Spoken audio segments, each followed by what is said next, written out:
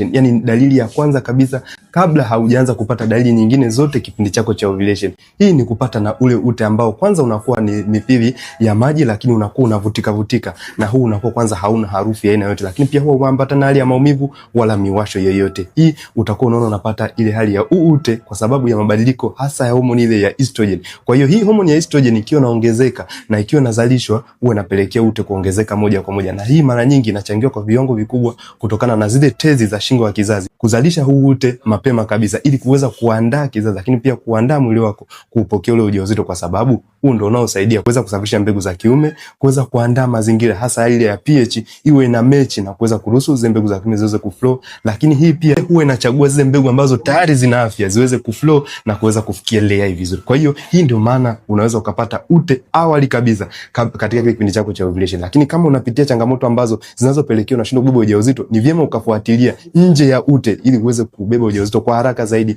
hasa kwa yule ambaye huenda umehangaika kuanzia miezi 6, mwaka mmoja bila kubeba ujauzito, huku ukitambua kwamba nipo na wewe katika safari ya kuitwa mama.